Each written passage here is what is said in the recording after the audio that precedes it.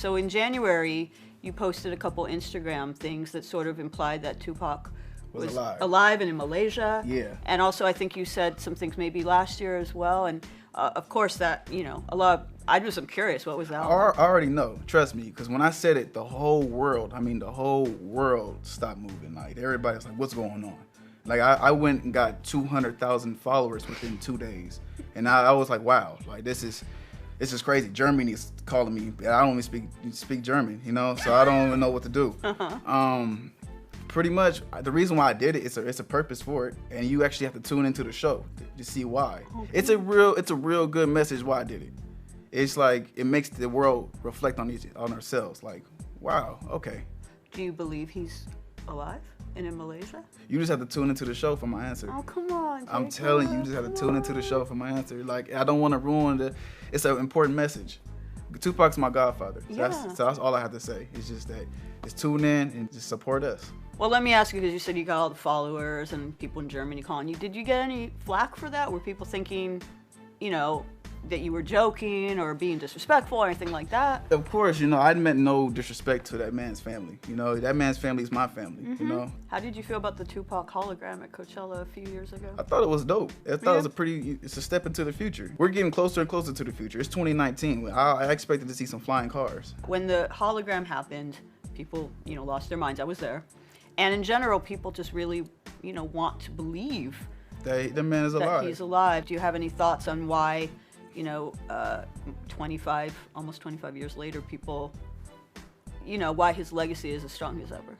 Oh, it's his lyrics. His lyrics change people. You know, it's what he stood for. And that's pretty much why Death Row Records and everybody else around that, they all played their role, you know, from the DJ Quicks, from his, you know, incredible sounds, Snoop Dogg's incredible sound, Dr. Dre's beats, productions, my father's ambition to be the best mogul in the industry at that time. So it was just, everybody played their role, and they were just the best at it.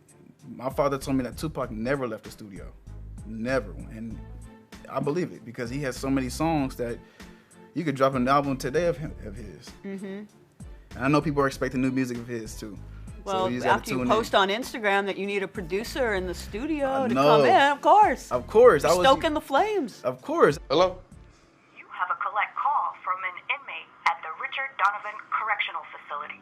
So there's a scene that's already out from the show where you receive a phone call from your father. It's an emotional scene. Yeah. Can you tell me a little bit about that? That scene pretty much was like a real scene. I haven't spoke to my father in 3 years. They had a communication ban on us.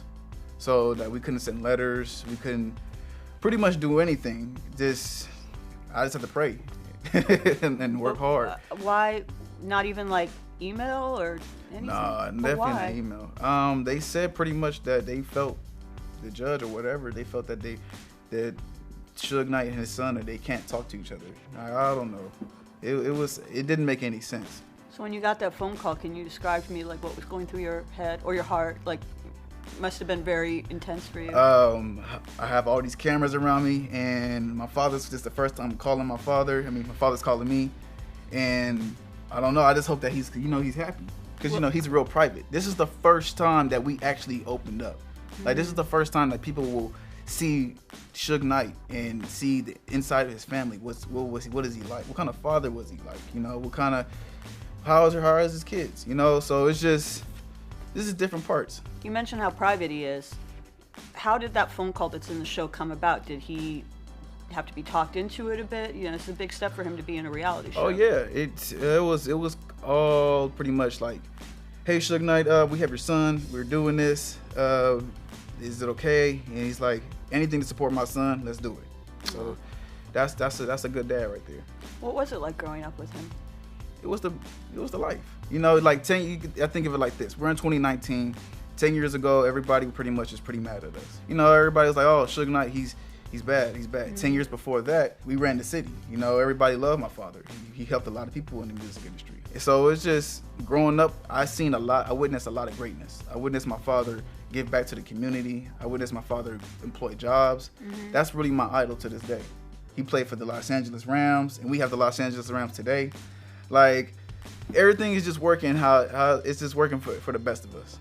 What would you say is the biggest misconception about him? Because there's a lot, you know. He has a reputation, not always a good one. What do you, and I know you, it's really important for you to clear that stuff up. Yeah, that's part of my, you know, my job, what I do. The biggest misconception could be that he's feared, you know, and really, in reality, he's just a protector. That's how I like to put it. You know, he's a real good friend. He's a real genuine guy.